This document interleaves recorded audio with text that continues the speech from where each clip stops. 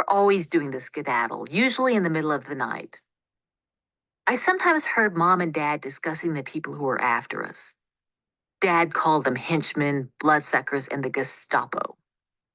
Sometimes he'd make mysterious reference to executives from Standard Oil who were trying to steal the Texas land that Mom's family owned, and FBI agents who were after Dad for some dark episode that he never told us about because he didn't want to put us in danger too.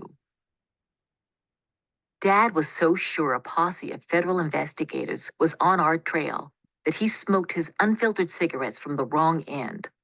That way, he explained, he burned up the brand name.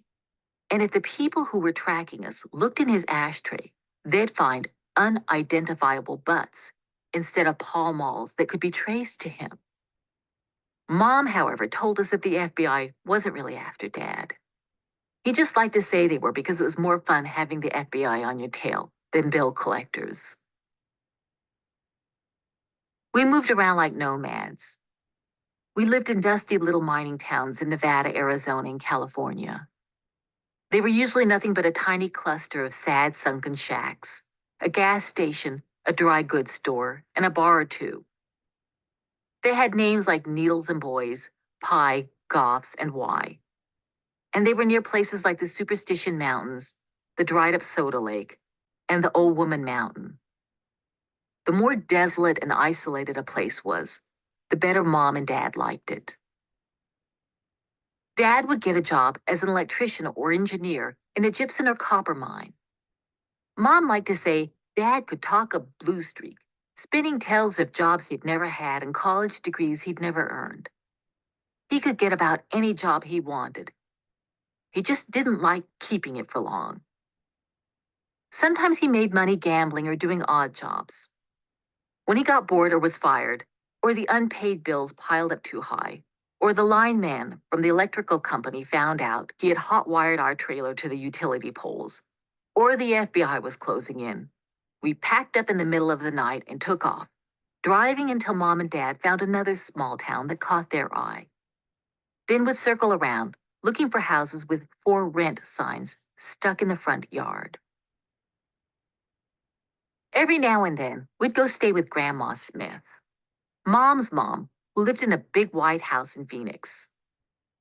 Grandma Smith was a West Texas flapper who loved dancing and cussing and horses. She was known for being able to break the wildest broncs and had helped Grandpa run the ranch up near Fish Creek Canyon, Arizona, which was west of Bullhead City, not too far from the Grand Canyon. I thought Grandma Smith was great. But after a few weeks, she and Dad would always get into some nasty hollering match. It might start with Mom mentioning how short we were on cash. Then Grandma would make a snide comment about Dad being shiftless. Dad would say something about selfish old crones with more money than they knew what to do with. And soon enough, they'd be face to face in what amounted to a full-fledged cussing contest. "You flea-bitten drunk," Grandma would scream. "You goddamn flint-faced hag," Dad would shout back. "You no-good two-bit pud-sucking bastard. You scaly castrating banshee bitch." Dad had the more inventive vocabulary, but Grandma Smith could outshout him. Plus, she had the home court advantage. A time would come when Dad had had enough, and he'd tell us kids to get in the car.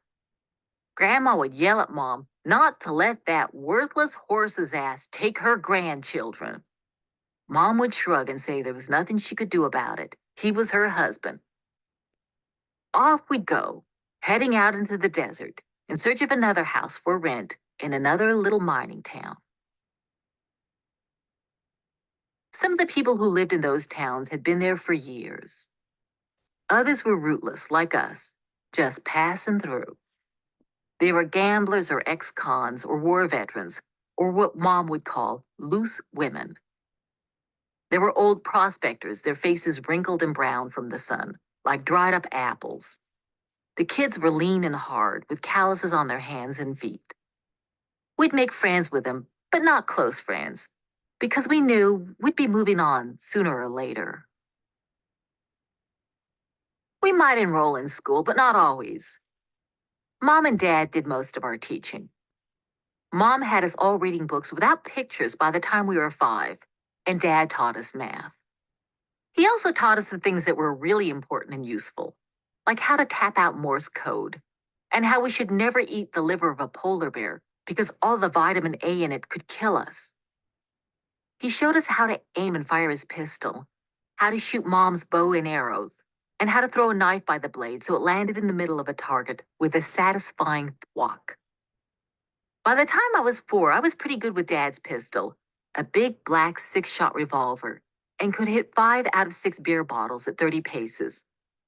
I'd hold the gun with both hands, sight down the barrel, and squeeze the trigger slowly and smoothly until, with a loud clap, the gun kicked and the bottle exploded. It was fun.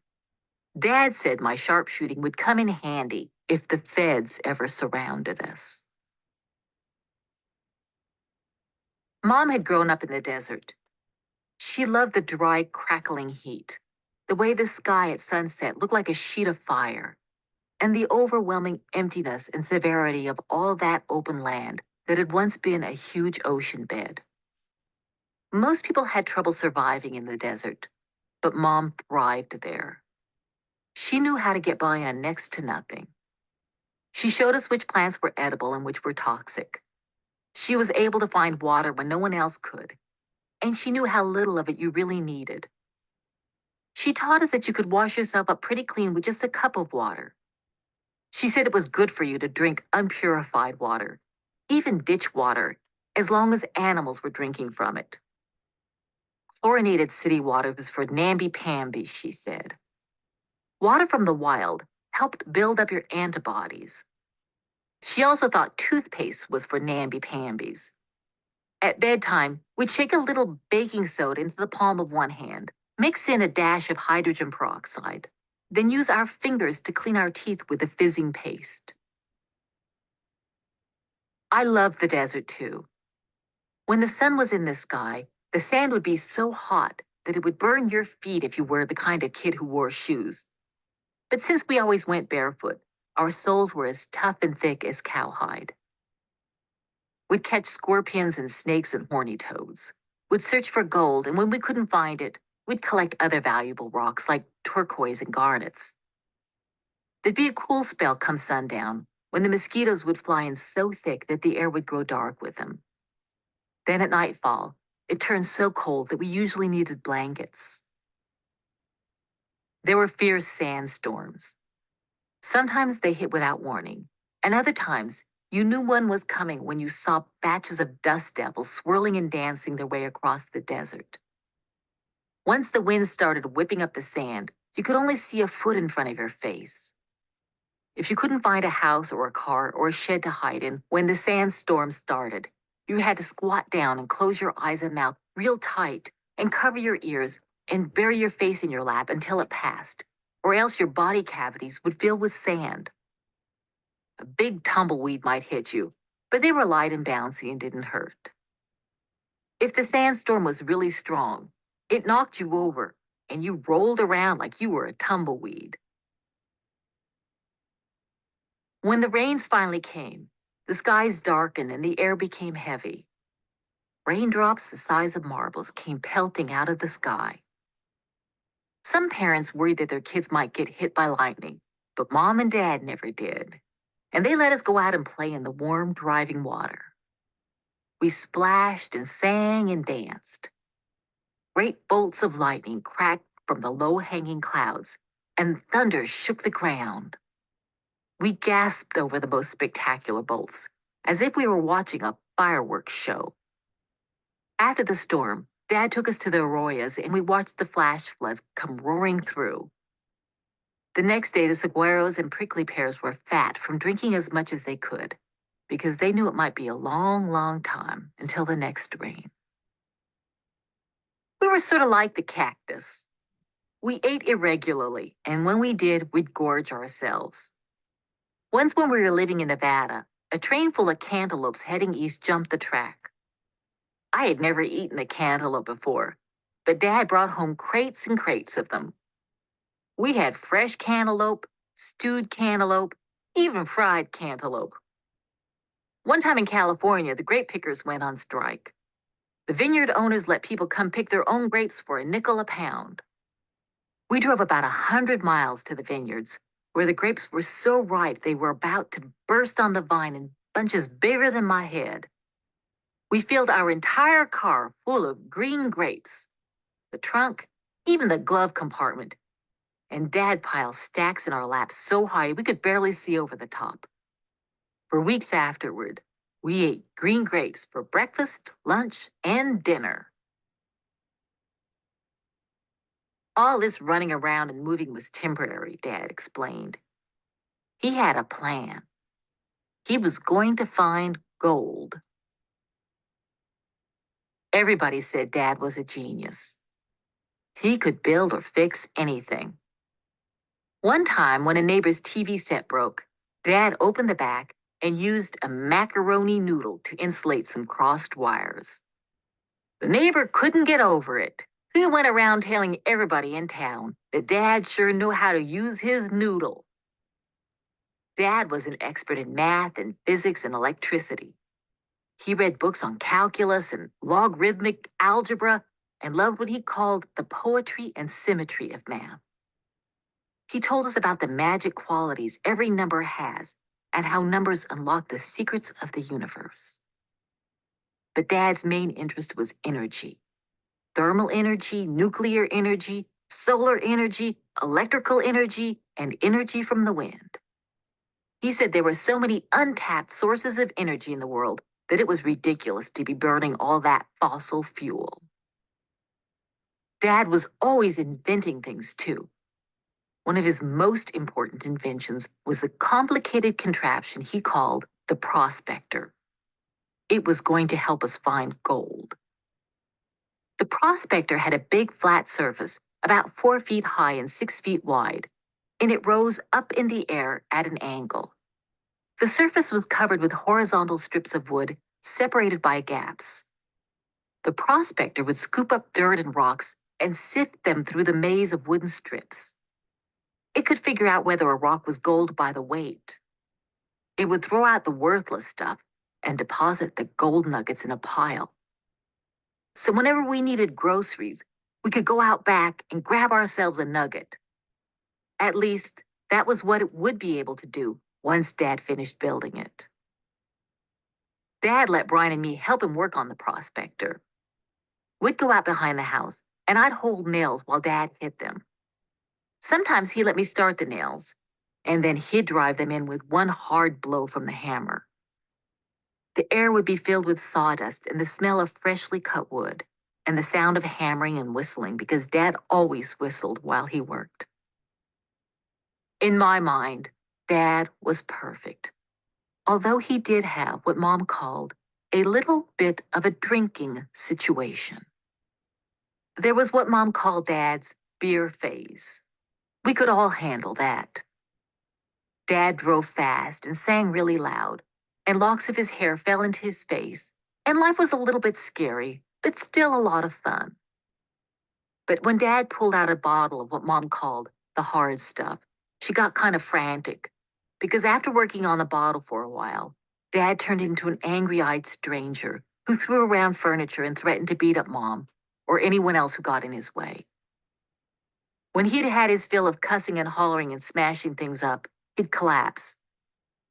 But Dad drank hard liquor only when we had money, which wasn't often, so life was mostly good in those days. Every night when Brian, Lori, and I were about to go to sleep, Dad told us bedtime stories. They were always about him. We'd be tucked in our beds or lying under blankets in the desert, the world dark except for the orange glow from his cigarette. When he took a long draw, it lit up just enough for us to see his face. "Tell us a story about yourself, Dad," we'd beg him. "Aw, you don't want to hear another story about me," he'd say. "Yes, we do, we'd insist. "Well, okay," he'd say. He'd pause and chuckle at some memory.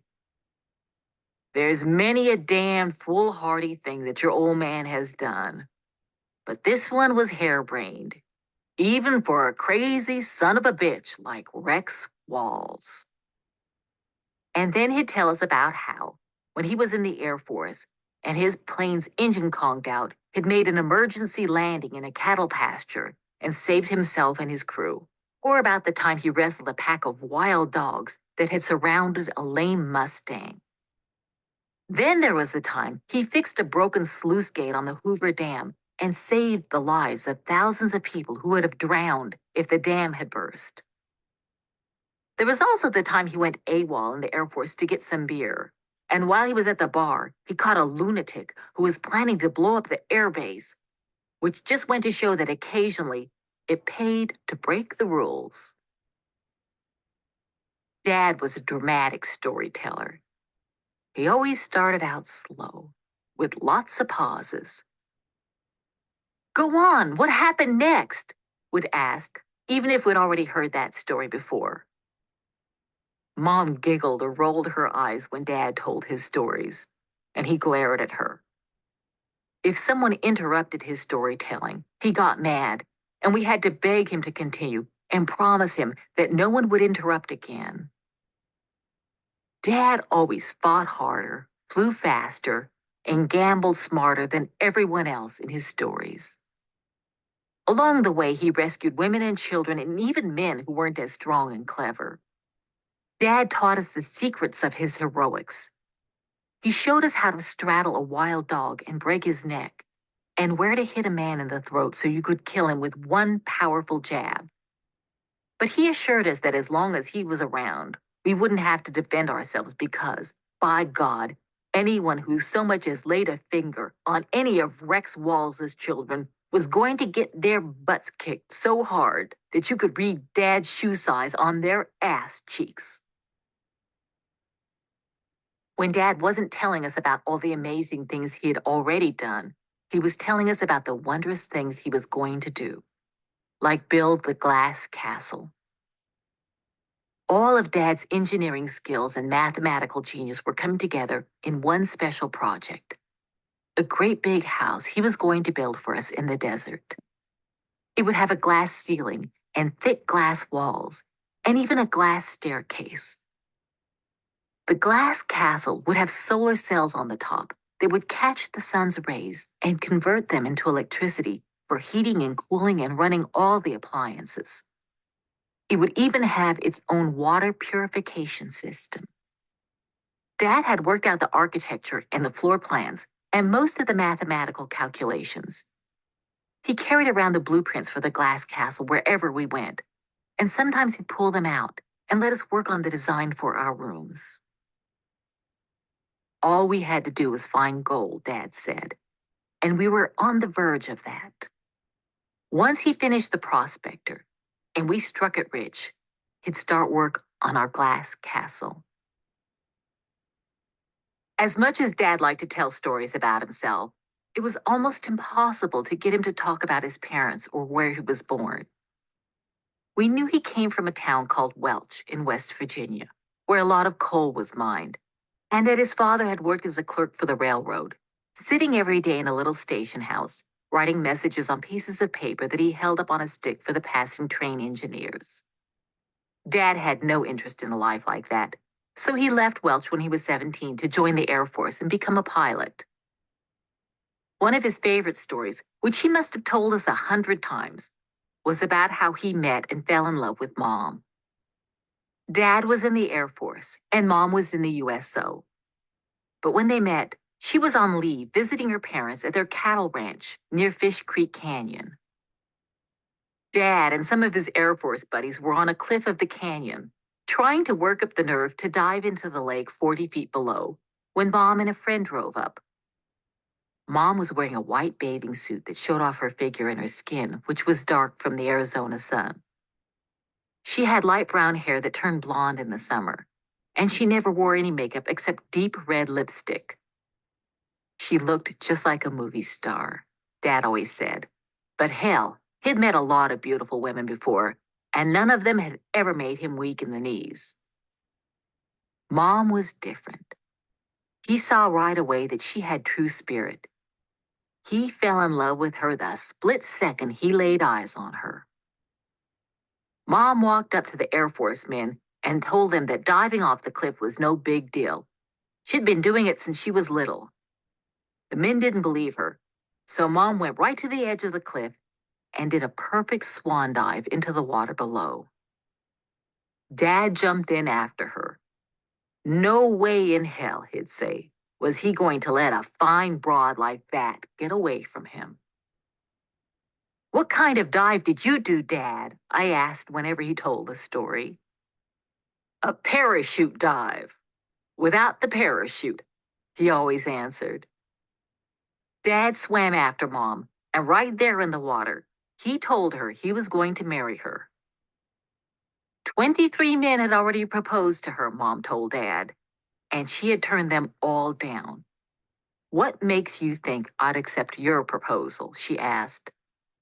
"I didn't propose to you," Dad said. "I told you I was going to marry you." 6 months later, they got married. I always thought it was the most romantic story I'd ever heard, but Mom didn't like it. She didn't think it was romantic at all. "I had to say yes," Mom said. "Your father wouldn't take no for an answer." Besides, she explained, she had to get away from her mother, who wouldn't let her make even the smallest decision on her own. "I had no idea your father would be even worse." Dad left the Air Force after he got married because he wanted to make a fortune for his family, and you couldn't do that in the military. In a few months, Mom was pregnant. When Lori came out, she was mute and bald as an egg for the first 3 years of her life.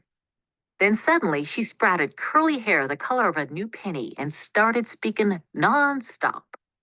But it sounded like gibberish, and everyone thought she was addled except for Mom, who understood her perfectly and said she had an excellent vocabulary.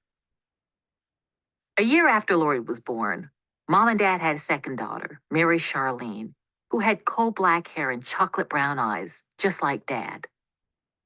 But Mary Charlene died one night when she was 9 months old. Crib death, Mom always said. 2 years later, I was born. "You were to replace Mary Charlene," Mom said. She told me that she had ordered up a second red-headed girl so Lori wouldn't feel like she was weird.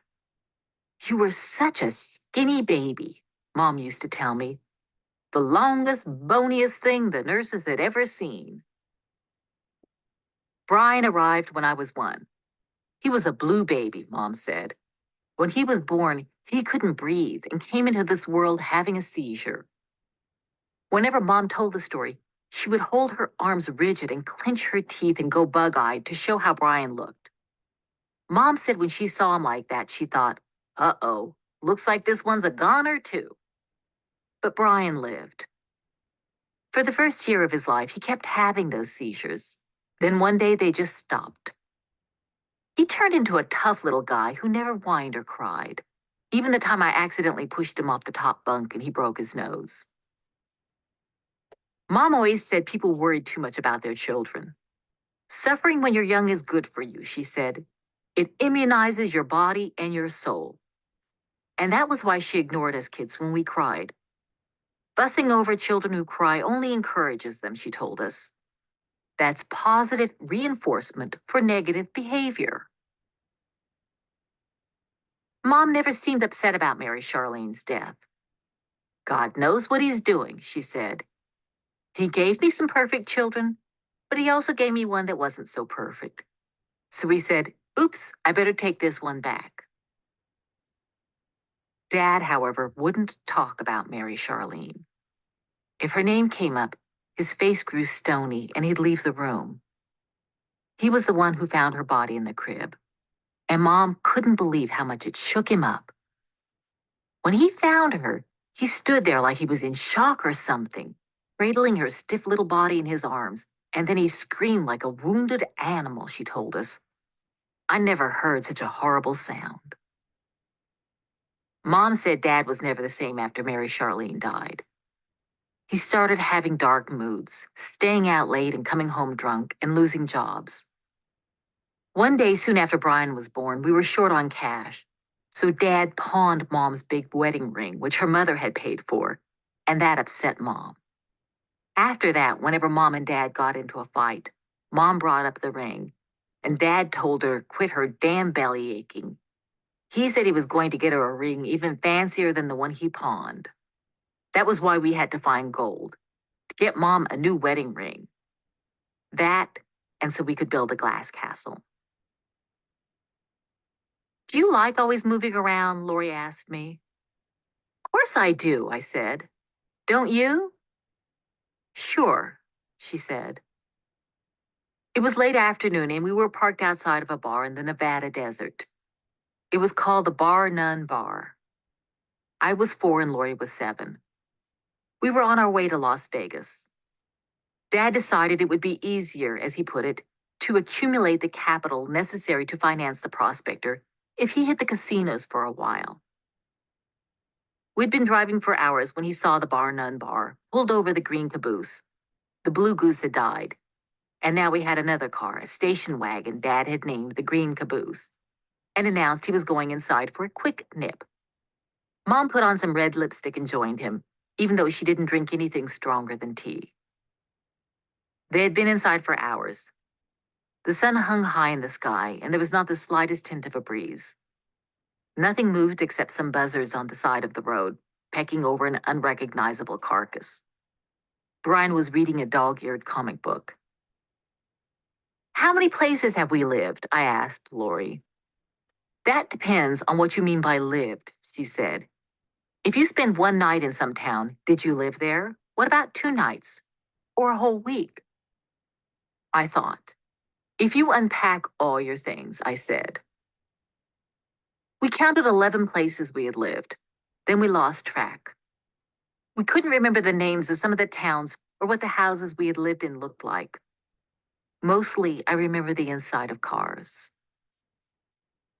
What do you think would happen if we weren't always moving around? I asked. We'd get caught, Lori said. When Mom and Dad came out of the Bar None Bar, they brought us each a long piece of beef jerky and a candy bar. I ate the jerky first, and by the time I unwrapped my Mounds bar, it had melted into a brown, gooey mess. So I decided to save it until night, when the desert cold would harden it up again. By then, we had passed through the small town beyond the Bar None Bar. Dad was driving and smoking with one hand and holding a brown bottle of beer with the other. Lori was in the front seat between him and Mom, and Brian, who was in back with me, was trying to trade me half of his 3 Musketeers for half of my Mounds. Just then, we took a sharp turn over some railroad tracks. The door flew open, and I tumbled out of the car. I rolled several yards along the embankment, and when I came to a stop, I was too shocked to cry, with my breath knocked out and grit and pebbles in my eyes and mouth. I lifted my head in time to watch the green caboose get smaller and smaller, and then disappear around a bend. Blood was running down my forehead and flowing out of my nose. My knees and elbows were scraped raw and covered with sand. I was still holding the Mounds bar, but I had smashed it during the fall, tearing the wrapper and squeezing out the white coconut filling, which was also covered with grit.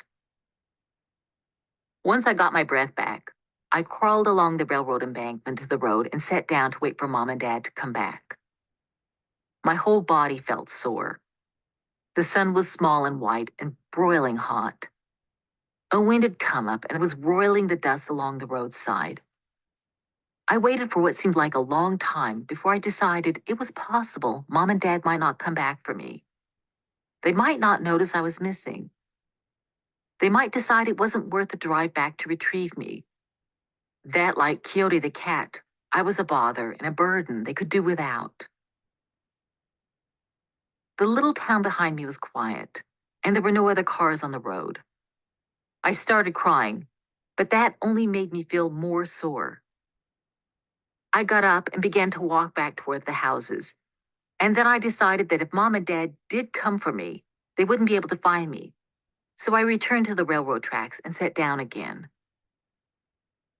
I was scraping the dried blood off my legs when I looked up and saw the green caboose come back around the bend. It was hurtling up the road toward me, getting bigger and bigger, until it screeched to a halt right in front of me. Dad got out of the car, knelt down, and tried to give me a hug. I pulled away from him. "I thought you were going to leave me behind," I said. "Aw, I'd never do that," he said. "Your brother was trying to tell us that you'd fallen out, but he was blubbering so damned hard we couldn't understand a word he was saying." Dad started pulling the pebbles out of my face. Some were buried deep in my skin, so he reached into the glove compartment for a pair of needle-nose pliers. When he'd plucked all the pebbles from my cheeks and forehead, he took out his handkerchief and tried to stop my nose from bleeding. It was dripping like a broken faucet. "Damned, honey," he said. "You busted your snot locker pretty good." I started laughing really hard. Snot locker was the funniest name I'd ever heard for a nose. After Dad cleaned me up and I got back into the car, I told Brian and Lori and Mom about the word, and they all started laughing as hard as me. Snot locker. It was hilarious. We lived in Las Vegas for about a month, in a motel room with dark red walls and 2 narrow beds. We 3 kids slept in one, Mom and Dad in the other. During the day, we went to the casinos, where Dad said he had a surefire system for beating the house. Brian and I played hide and seek among the clicking slot machines, checking the trays for overlooked quarters, while Dad was winning money at the blackjack table. I'd stare at the long-legged showgirls when they sashayed across the casino floor, with huge feathers on their heads and behinds, sequins sparkling on their bodies, and glitter around their eyes. When I tried to imitate their walk, Brian said I looked like an ostrich. At the end of the day, Dad came to get us, his pockets full of money.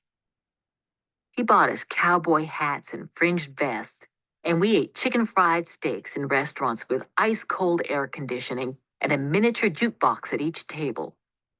One night, when Dad had made an especially big score, he said it was time to start living like the high rollers we had become. He took us to a restaurant with swinging doors like a saloon. Inside, the walls were decorated with real prospecting tools. A man with garters on his arms played a piano, and a woman with gloves that came up past her elbows kept hurrying over to light Dad's cigarettes. Dad told us we were having something special for dessert, a flaming ice cream cake.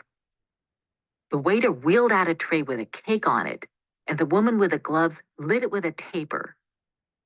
Everyone stopped eating to watch. The flames had a slow, watery movement, rolling up into the air like ribbons.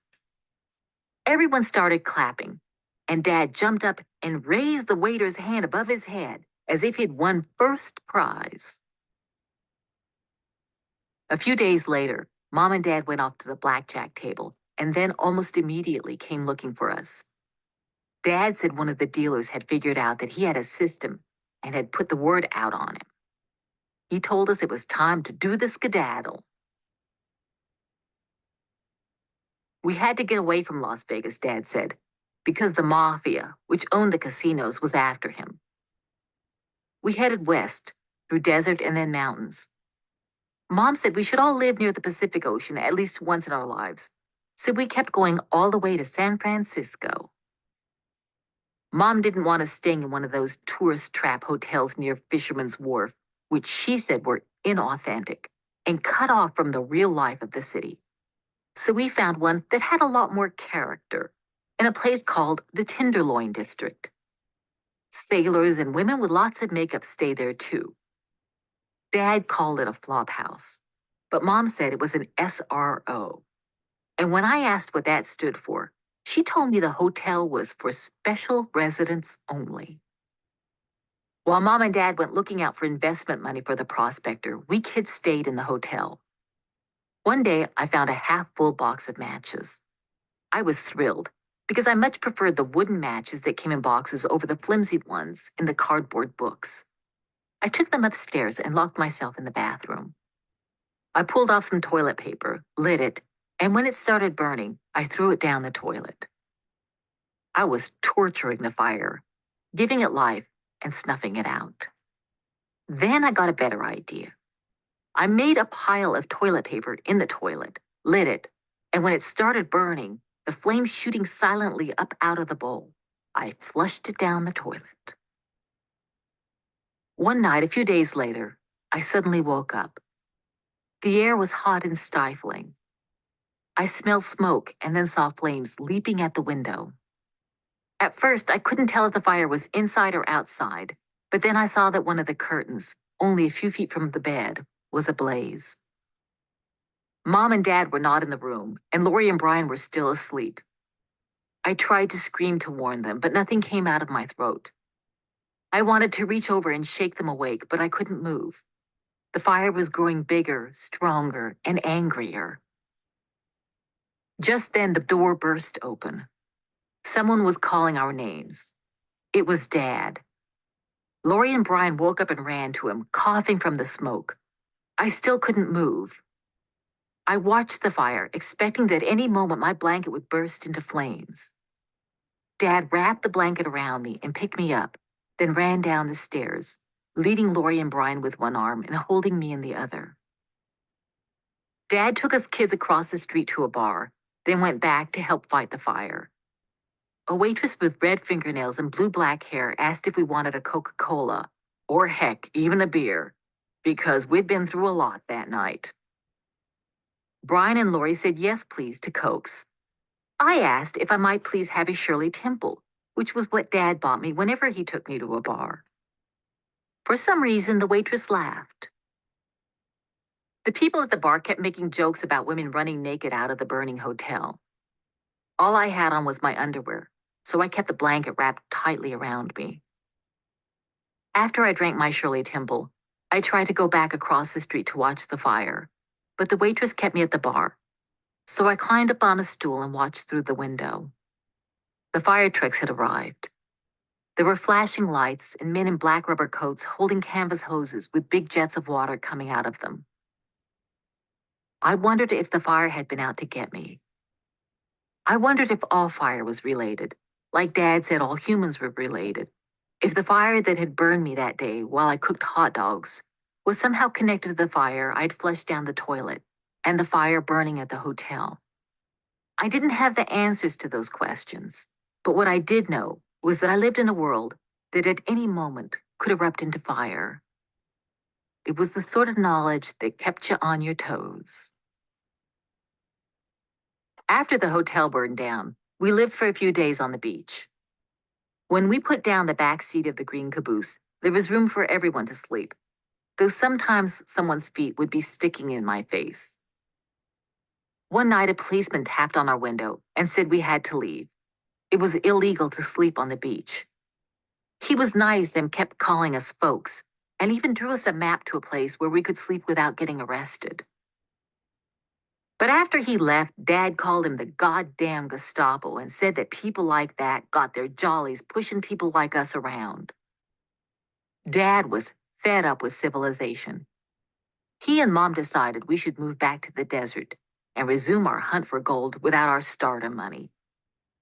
"These cities will kill you," he said. After we pulled up stakes in San Francisco, we headed for the Mojave Desert. Near the Eagle Mountains, Mom made Dad stop the car. She'd seen a tree on the side of the road that caught her fancy. It wasn't just any tree. It was an ancient Joshua tree. It stood in a crease of land where the desert ended and the mountain began, forming a wind tunnel. From the time the Joshua tree was a tiny sapling, it had been so beaten down by the whipping wind that, rather than trying to grow skyward, it had grown in the direction that the wind pushed it. It existed now in a permanent state of wind-blownness, leaning over so far that it seemed ready to topple, although, in fact, its roots held it firmly in place. I thought the Joshua tree was ugly. It looked scraggly and freakish, permanently stuck in that twisted, tortured position. And it made me think of how some adults tell you not to make weird faces because your features could freeze. Mom, however, thought it was one of the most beautiful trees she had ever seen. She told us she had to paint it. While she was setting out her easel, Dad drove up the road to see what was ahead. He found a scattering of parched little houses, trailers settling into the sand, and shacks with rusty tin roofs. It was called Midland. One of the little houses had a for rent sign. What the hell, Dad said. This place is as good as any other. The house we rented had been built by a mining company. It was white with 2 rooms and a sway-back roof. There were no trees, and the desert sand ran right up to the back door. At night, you could hear coyotes howling. When we first got to Midland, those coyotes kept me awake. And as I lay in bed, I'd hear other sounds. Gila monsters rustling in the underbrush, moths knocking against the screens, and the creosote crackling in the wind. One night, when the lights were out and I could see a sliver of moon through the window, I heard a slithering noise on the floor. I think there's something under our bed, I said to Lori. It's merely a figment of your overly active imagination, Lori said. She talked like a grown-up when she was annoyed. I tried to be brave, but I had heard something. In the moonlight, I thought I saw it move. Something's there, I whispered. Go to sleep, Lori said. Holding my pillow over my head for protection, I ran into the living room where Dad was reading. What's up, mountain goat? He asked. He called me that because I never fell down while we were climbing mountains. Sure-footed as a mountain goat, he'd always say. Nothing probably, I said. I just think maybe I saw something in the bedroom. Dad raised his eyebrows. But it was probably just a figment of my overly active imagination. Did you get a good look at it? He asked. Not really. You must have seen it. Was it a big old hairy son of a bitch with the damnedest looking teeth and claws? That's it. And did it have pointed ears and evil eyes with fire in them? And did it stare at you all wicked like? He asked. Yes, you've seen it too. Better believe I have. Is that old ornery bastard, Demon. Dad said he'd been chasing Demon for years. By now, Dad said, that old Demon had figured out that it had better not mess with Rex Walls. But if that sneaky son of a gun thought it was going to terrorize Rex Walls' little girl, it had, by God, got another think coming. Go fetch my hunting knife, Dad said. I got Dad his knife with a carved bone handle and the blade of blue German steel, and he gave me a pipe wrench, and we went looking for Demon. We looked under my bed where I had seen it, but it was gone. We looked all around the house, under the table, in the dark corners of the closet, in the toolbox, even outside in the trash cans. Come here, you sorry-assed old Demon, Dad called out in the desert night. Come out and show your butt-ugly face, you yellow-bellied monster. Yeah, come on, you mean old Demon, I said, waving the pipe wrench in the air. We're not scared of you. There was only the sound of the coyotes in the distance. This is just like that chicken shit Demon, Dad said. He set me down on the front step and lit up a cigarette. Then he told me a story about the time Demon was terrorizing an entire town, and Dad fought it off in hand-to-hand combat, biting its ears and sticking his fingers in its eyes. Old Demon was terrified because that was the first time it had met anyone who wasn't afraid of it. Damned old Demon didn't know what to think, Dad said, shaking his head with a chuckle. That was the thing to remember about all monsters, Dad said. They love to frighten people, but the minute you stare them down, they turn tail and run. All you have to do, Mountain Goat, is show old Demon that you are not afraid. Not much grew around Midland other than the Joshua tree, cacti, and the scrubby little creosote bushes that Dad said were some of the oldest plants on the planet. The great-granddaddy creosote bushes were thousands of years old. When it rained, They let off a disgusting, musty smell so animals wouldn't eat them. Only 4 inches of rain fell a year around Midland, about the same as in the northern Sahara, and water for humans came in on a train once a day in special containers. The only animals that could survive around Midland were lipless, scaly creatures such as Gila monsters and scorpions, and people like us. A month after we moved to Midland, Juju got bit by a rattlesnake and died. We buried him near the Joshua tree. It was practically the only time I ever saw Brian cry. But we had plenty of cats to keep us company. Too many, in fact. We had rescued lots of cats since we tossed Quixote out the window, and most of them had gone and had kittens. And it got to the point where we had to get rid of some of them. We didn't have many neighbors to give them to, so Dad put them in a burlap sack and drove to a pond made by a mining company to cool equipment. I watched him load the back of the car with bobbing, mewing bags. It doesn't seem right, I told Mom. We rescued them. Now we're going to kill them. We gave them a little extra time on the planet, Mom said. They should be grateful for that. Dad finally got a job in the gypsum mine, digging out the white rocks that were ground into the powder used in drywall and plaster of Paris. When he came home, he'd be covered with white gypsum powder, and sometimes would play ghost and he'd chase us. He also brought back sacks of gypsum, and Mom mixed it with water to make Venus de Milo sculptures from a rubber cast she ordered through the mail. It grieved Mom that the mine was destroying so much white rock. She said it was real marble and deserved a better fate, and that, by making her sculptures, she was at least immortalizing some of it. Mom was pregnant. Everyone hoped it would be a boy so Brian would have someone to play with other than me. When it got time for Mom to give birth, Dad's plan was for us to move to Blythe, 20 miles south, which was such a big town it had 2 movie theaters and 2 state prisons. In the meantime, Mom devoted herself to her art. She spent all day working on oil paintings, watercolors, charcoal drawings, pen and ink sketches, clay and wire sculptures, silk screens, and wood blocks. She didn't have any particular style. Some of her paintings were what she called primitive. Some were impressionistic and abstract. Some were realistic. I don't want to be pigeonholed, she liked to say. Mom was also a writer and was always typing away on novels, short stories, plays, poetry, fables, and children's books, which she illustrated herself. Mom's writing was very creative. So was her spelling.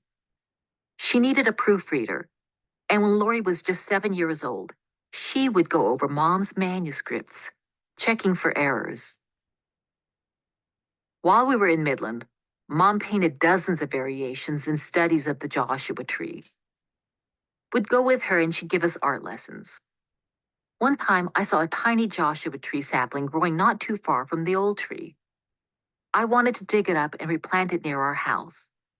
I told Mom that I would protect it from the wind and water it every day so it could grow nice and tall and straight. Mom frowned at me. You'd be destroying what makes it special, she said. It's the Joshua tree's struggle that gives it its beauty.